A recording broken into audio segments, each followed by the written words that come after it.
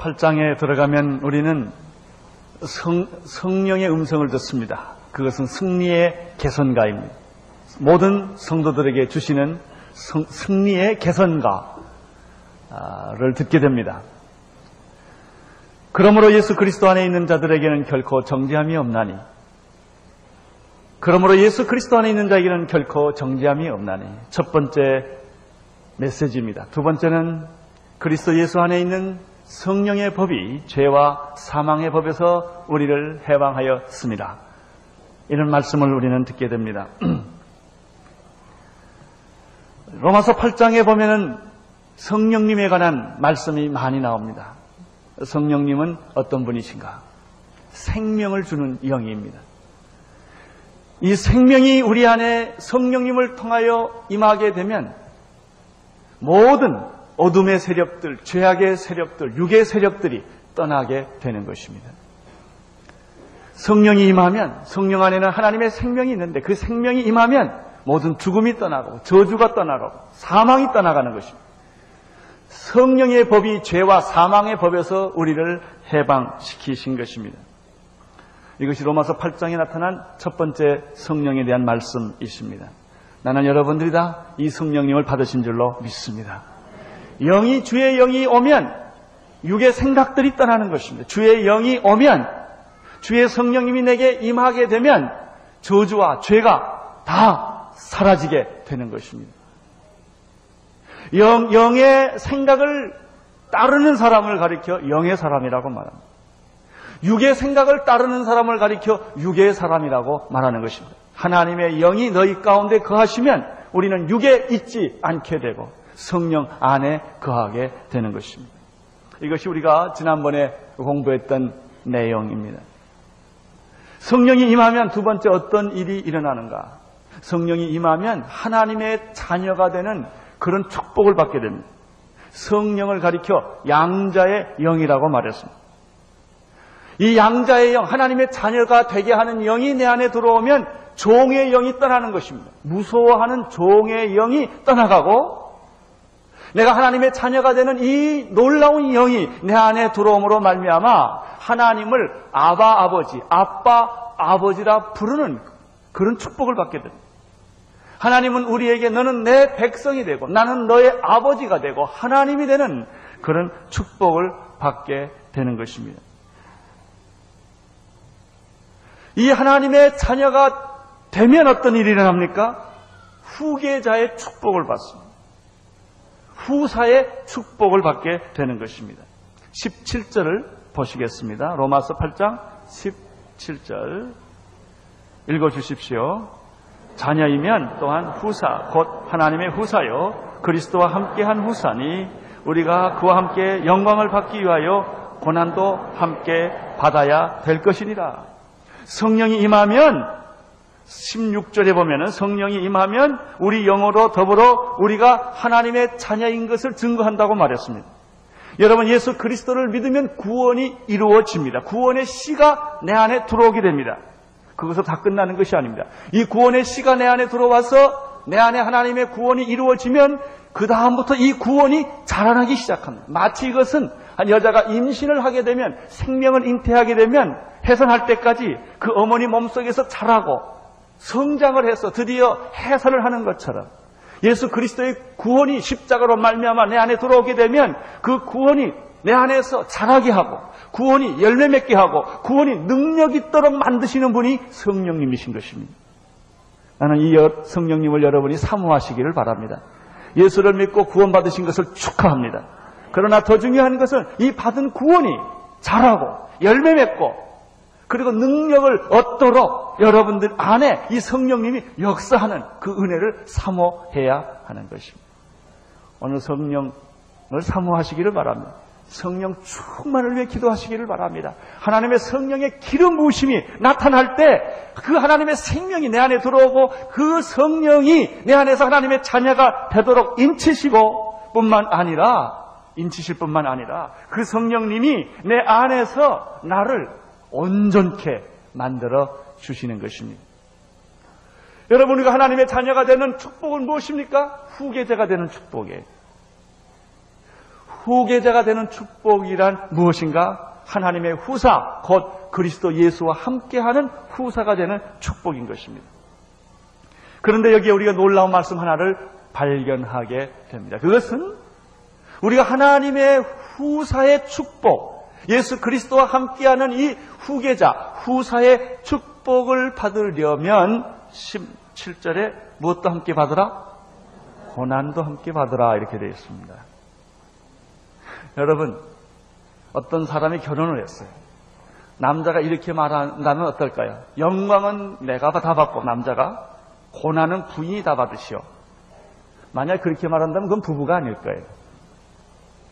그렇죠? 부부란 뭐예요?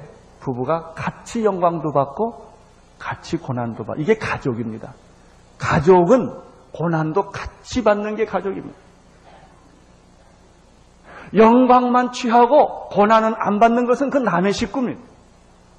하나님 나라의 가족이 되었을 때는 하나님의 나라의 그 축복도 우리가 받지만 그 축복을 위한 고난도 같이 누리는 것이 그리스도인의 특권입니다.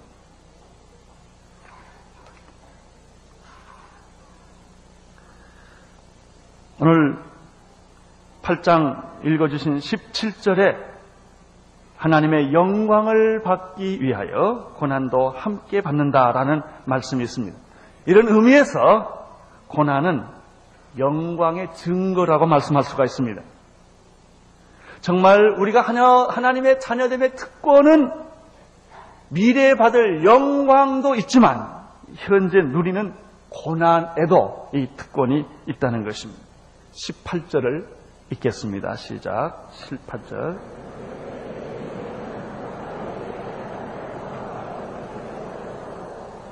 여기에 많은 메시지가 있습니다. 고난이 없으면 영광도 없다는 메시지가 있습니다. 또 한 가지 메시지가 있습니다. 고난과 영광은 비교되지 않는다는 것입니다. 비교한다는 말은 저울로 무게를 잰다는 것입니다. 이 고난이란 무게와 영광이란 무게를 저울로 재보면 비교할 수 없다는 거예요. 이것은 마치 고난이 하나의 물방울이라고 한다면 영광은 바다와 같은 것입니다. 우리가 지금 겪는 고난, 그리스도를 위해서 겪는 고통, 아픔, 신음, 고난, 이것은 내가 한 방울의 고통은 장차 우리 주님께서 나에게 베풀어 주실 바다와 같은 영광과 같은 것입니다. 비교가 될 수 없어요. 여러분 그 저울로 뭘 재보면요, 눈금이 넘어가는 게 있어요. 눈금이 넘어. 무게가 이 저울로 재지가 않는 거예요. 사랑하는 성도 여러분, 하나님이 우리에게 만들어주신 이 영광은 자로 잴 수가 없어요. 너무나 크고 비교할 수 없이 크기 때문에 내가 겪는 고난이라는 것은 눈에 보이지 않을 정도예요. 따라서 그리스도 때문에 얻는 고난이 있다면 기뻐하시기를 바랍니다. 내가 조그마한 그 고난은 비교할 수 없는 바다와 같은 엄청난 그것이 축복과 영광이기 때문에 그런 것입니다. 이 비밀을 아는 사람들은 고난이 오는 걸 기뻐할까요? 좋아할까요? 나빠할까요? 좋아하지요. 수지가 맞는 장사입니다. 내가 조금 고난을 겪으면 그 고난 때문에 현재 내가 그리스도 때문에 배고프고 내가 모욕을 당하고 내가 세상에서 굶주림을 겪고 매를 맞고 쫓겨다니고 감옥에 들어간다 할지라도 그런 작은 고난들은 우리 주님이 그나라 나에게 베풀어 주실 상급과 축복에 비하면 비교가 되지 않는다는 것입니다. 여기서 우리는 예수님께서 아무든지 나를 따라오려거든 자기를 부인하고 자기 십자가를 지고 나를 따르라 라는 말씀을 이해하게 됩니다. 그것은 엄밀한 의미에서 고통을 주는 말씀이 아니에요. 우리를 괴롭히는 말씀이 아니에요. 너 자신을 부인하고 내 십자가를 지고 지금 나를 따르는 것이 고통이지만 그것이 굉장한 감당할 수 없는 어려움들이지만은 내가 앞으로 장차 받을 영광과 비교한다면 그거는 아무것도 아니다. 따라서 그리스도인들은 고난을 두려워하지 않습니다. 고난을 겪을 때 그의 눈빛은 빛납니다. 그의 생각은 영광스러운 하늘의 미래로 가득 차 있는 것입니다. 배고파도 괜찮고 매맞아도 괜찮고 사람들한테 멸시를 당해도 괜찮은 것입니다. 그분이 예수 그리스도였습니다. 그분은 십자가를 지신 것입니다. 그러나 부활의 영광에 비하면 십자가는 아무것도 아닌 거예요. 19절을 보시기를 바랍니다. 19절 시작. 피조물이 고대하는 바는 하나님의 아들들이 나타나는 것이다. 여기서 우리는 재미있는 말씀을 듣게 됩니다. 피조물들이 기대하는 것이 무엇일까? 하나님의 아들들을 기다린다는 것입니다. 여기 고대한다는 말은 목을 빼고, 왜 사람 기다리려면 하도 안 하니까 목을 이렇게 빼고 기다리잖아요. 목을 길게 빼고 기다리는 것 같은 간절한 기다림, 목마른 사슴이 물을 찾는 것 같은 그런 기다림이 이 우주에 있는 온 피조물들에게 그런 게 있다는 거예요. 왜 그런 이 피조물들이 하나님의 아들들이 나타나는 것을 기다렸을까요? 간단합니다. 땅이 저주를 받았기 때문에 그런 것입니다. 여러분, 창세기에 보면은 3장 17절 18절에 보면은 아담이 하나님께 불순종함으로 말미암아 땅이 저주를 받고, 이런 표현이 땅이 저주를 받고, 너는 종신토록 수고해야 그 소산을 먹을 것이다. 저주받은 땅은 자기 잘못으로 저주받은 게 아니에요. 이 지구가 자기 잘못으로 저주받은 게 아닙니다. 인간이 죄를 지어서 하나님으로부터 떠났기 때문에 그 결과가 이 땅이 저주를 받게 된 것입니다. 이런 의미에서 환경운동은 기독교인의 몫입니다. 철저하게 오늘 이 지구가 오염되고 지구가 썩어가고 물이 썩어가고 공기가 썩어가고 오존층이 파괴돼가는 이 엄청난 재앙들은 우리 기독교인들이 회복해야 할 몫이에요. 이 피조물들이 신음을 하는 거예요. 고통을 하는 거예요. 탄식을 하는 거예요. 우리를 회복시켜 주십시오. 지구를 회복시켜 주십시오. 그 회복을 누가 하느냐? 하나님의 아들들이 하는 거예요.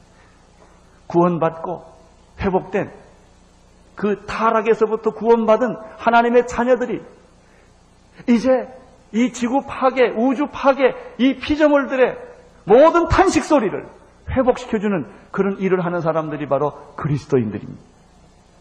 그리스도인들은 지구를 깨끗하게 만들고 환경을 깨끗하게 만드는 그런 능력과 책임을 동시에 가진 사람들입니다.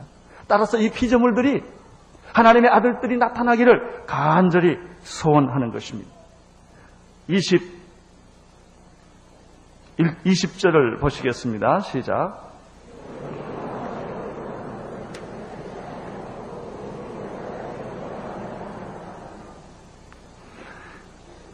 피조물들은 허무한데 굴복한다고 말했습니다. 이것은 내가 노력하고 아무리 원해도 이 자기가 할 수 없는 어떤 무능력의 상태를 의미해요. 피조물들은 인간이 죄를 지었기 때문에 저주를 받았어요. 그래서 이 피조물들은 어쩔 수 없이 허무한데 굴복하고 마는 거예요. 그들이 원한 것이 아니었어요. 여러분, 이 세계가 왜 파괴됩니까? 그 피조물들이 잘못한 거 아니에요. 인간이 죄를 지었기 때문에 땅이 저주를 받게 된 것입니다. 저주받게 된 땅은 신음소리를 냅니다. 탄식소리를 하는 것이고 고통을 하는 것입니다. 21절을 보시길 바랍니다. 시작.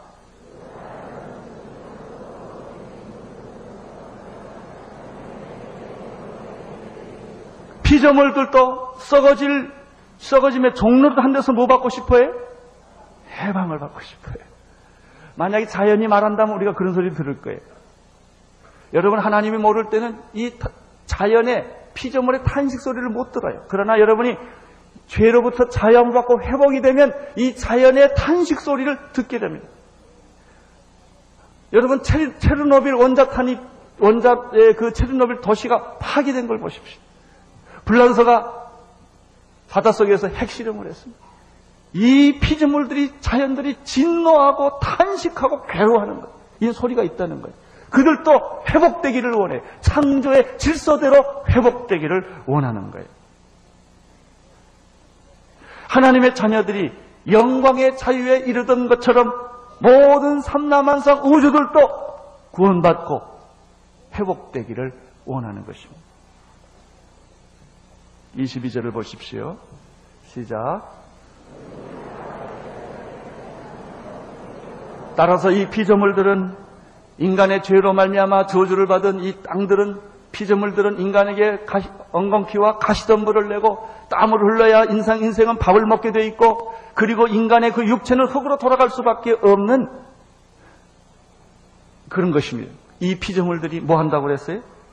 탄식하며 함께 고통하는 것을 우리가 압니다. 이런 것처럼 피조물이 이렇게 탄식하는 것처럼 또 한 분이 탄식하고 있다는 것입니다. 23절 시작.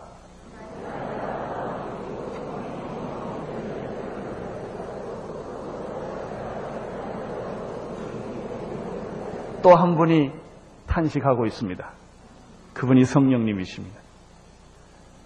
오늘 성경에 보면은 성령의 처음 익은 열매라는 말을 쓰는데, 이것은 바로 성령님 자신을 의미하는 거예요. 성령님이 처음 열매입니다. 성령님이 처음 열매이면서 우리에게 처음 열매를 가져다 주십니다. 다시 말하면 23절의 말씀은 성령 받은 우리까지도 속으로 뭐합니까? 탄식합니다. 피조물이 뭐하는 것처럼 탄식하는 거죠. 피조물들이 자유와 해방과 구원을 원하는 그런 탄식 소리가 이 자연, 우주, 피조물, 만물 속에 다 있는 거예요. 죄인들은 그 소리를 못 들어요. 하나님의 사람들은 그 소리를 듣는 거예요. 여러분, 인간이 구원을 받으면 자연까지 구원을 받게 되는 것입니다. 그런데 우리는 인간이 구원을 받아도 자연이 구원 안 받아요. 한국은 교회가 그렇게 많고 예수 믿는 사람이 그렇게 많아도 우리나라 자연 환경은 계속 파괴되고 있어요. 신앙과 이것이 연관되어 있지 않습니다, 아직. 그러나 진정한 신앙은 자연까지 구원하는 그런 영적 능력이 있다는 것입니다.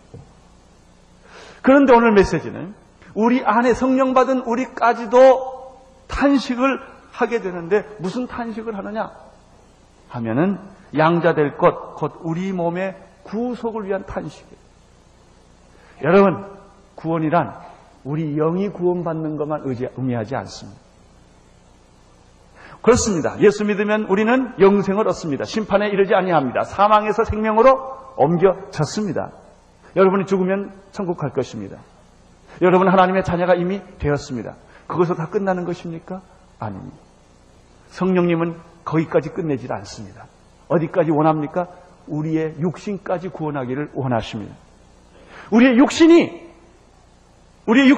죄로 더럽혀진 육의 본능을 가진 우리 육신도 하나님은 구원하시기를 원하시는 것입니다. 이 말이 그 말이에요. 양자될 것, 곧 우리의 몸의 구속을 기다리는 것이 성령님의 역사입니다. 첫째, 로마서 8장에 가면 성령님은 우리에게 생명을 주셔서 모든 육의 소욕들을 제거시킵니다. 두 번째, 성령님은 우리 안에 오셔서 양자의 영을 주셔서 하나님의 자녀가 되는 그런 축복을 이루어 주십니다. 세 번째, 성령님은 우리 안에 들어오셔서 우리의 영을 구원할 뿐만 아니라 하나님의 자녀가 되게 하실 뿐만 아니라 무엇까지? 우리의 육신까지. 할렐루야. 나는 여러분의 육신이 구원되기를 바랍니다. 물론 우리의 육신은 없어질 거예요. 우리는 새 몸을 입게 될 거예요. 그러나 우리가 이 옛날의 육신의 껍데기의 옷을 가지고 살면서 우리의 영만 구원받는 것이 아니라 하나님께서 우리의 육신까지, 우리 몸까지 완전하게 구원하시기를 성령님은 원하십니다. 나는 여러분의 몸이 순결하기를 바랍니다. 나는 여러분의 몸이 거룩해지기를 바랍니다. 로마서 12장에 가보면 너의 몸을 하나님이 기뻐하시는 거룩한 산 제사로 드리라고 그랬어요. 마음만 드리라는 게 아니에요. 뭐까지 드리라고요? 몸을 드려요. 나는 여러분의 시간이 구원받게 되기를 바랍니다. 에베소서에 보면 세월을 아끼라고 그랬는데 그것은 시간을 살아 그런 뜻이에요. 시간을 구속하라고요. 이제 여러분의 시간은 여러분의 것이 아니에요. 여러분의 시간도 성령님이 지배하기를 바랍니다. 여러분의 물질도 성령님이, 하나님이 통치하시기를 바라는 것입니다. 여러분의 몸을 어찌하여 창기에게 갖다 주냐고 그랬어요. 이게 하나님의 지배예요. 우리는 이 몸에까지도 하나님의 구원이 임하도록 해야 하는 것입니다. 우리 몸의 모든 질병이 떠나가고 우리 몸에 더러운 악한 것들이 다 떠나가고 우리 몸의 육의 욕심들이 다 떠나가게 되기를 바라는 것입니다. 다시는 육의 종로로 타지 않고 하나님의 종로로 타는 육신이 되기를 바라는 것입니다. 우리의 몸을 하나님이 악의 병기로, 마귀의 병기로, 육신의 병기로 쓰지 않고 우리 하나님께서 내 몸을 의의 병기로 쓰는 축복이 여러분에게 있게 되기를 바랍니다. 이것을 위해서 성령님이 내 안에서 탄식한다는 거예요. 내 영혼만 구원하지 않고 내 육신도, 내 시간도, 물질도, 내 몸도, 썩어질 이 몸도 하나님이 쓰시는 도구가 되도록 그렇게 성령님께서 인도하신다는 것입니다. 얼마나 놀랍습니까? 이렇게 됐을 때 우리의 구원이 완성되는 것입니다. 여러분, 마귀가 여러분의 육체를 사용하지 못하게 되기를 바랍니다. 하나님이 여러분의 몸을 사용할 수 있게 되기를 바라는 것입니다. 여러분, 이 몸은 내가 성령을 받고 예수 믿고 난 이후에 이 몸은 하나님의 집이 된 거예요. 옛날에는 마귀가 이 집을 썼는데 이제는 내 몸을 하나님이 쓰시는 것입니다. 그래서 그 하나님의 집에다가 연기를 들락날락하지 않게 되기를 바랍니다. 어떤 분들은 계속 담배 연기를 이 하나님의 집에다 계속 집어넣는 분이 있어요. 독한 술을 집어넣는 분이 있어요. 여러분, 몸의 구원까지 와야 합니다. 마음의 구원뿐만 아니라 여러분의 육신의 구원까지 이르기를 하나님은 원하십니다. 여러분, 쾌락을 위하여 여러분의 몸을 쓰지 마세요. 하나님의 영광을 위하여 여러분의 몸을 사용하시기를 바랍니다. 이것이 바로 오늘 우리에게 주시는 하나님의 말씀입니다. 이뿐 아니라 우리 곧 성령의 처음 익은 열매를 받은 우리까지도 속으로 탄식하며 양자될 것 곧 우리의 몸의 구속을 기다린다는 말씀입니다. 사랑하는 성도 여러분, 우리는 로마서를 통하여 성령님의 세 가지 역할을 보았습니다. 성령님은 우리에게 생명을 주십니다. 성령의 법이 죄와 사망의 법에서 우리를 해방하였느니라. 이 성령님은 무소하는 종의 영이 아니라 양자의 영이 됨으로 말미암아 우리를 하나님의 자녀로 인쳐 주셨습니다. 이 성령님은 나로 하여금 하나님의 자녀가 되게 하는 그런 영이었습니다. 마지막으로 오늘 우리가 배운 말씀은 이 성령님은 우리의 몸의 구원까지 이루게 하시는 분이십니다. 그래서 말할 수 없는 탄식으로 우리가 육신을 잘못 사용할 때 성령님은 속에서 울면서 탄식하면서 여러분의 몸까지도 구원받게 되기를 원하십니다. 하나님의 축복이 여러분에게 함께 하시기를 바랍니다. 이제 예수 믿고 구원받은 것뿐만 아니라 여러분의 시간도, 여러분의 물질도, 여러분의 은사도, 여러분의 육신까지도 구원받는 하나님의 도구로 축복받는 그런 역사가 이루어지기를 바라는 것입니다. 기도하겠습니다. 하나님 아버지, 양자됨과 우리 몸의 구속까지, 우리 몸의 완전한 구원까지 성령님은 원하시는 것을 보았습니다. 주님, 혹시 이 자리에 머리 숙인 사람들 가운데 예수 믿고 구원을 받았지만은 아직도 육신의 노예가 되어서 쾌락을 위하여, 세상의 명예를 위하여 육신을 사용하는 자가 있거든. 성령님이여, 말할 수 없는 탄식으로 그 안에서 우리의 몸의 구속을 기다린다고 하셨사오니 이 시간에 주님이여, 육신을 잘못 쓰고 있는 사람이 있거든. 고쳐 주시옵소서. 걸어가게 하여 주시옵소서.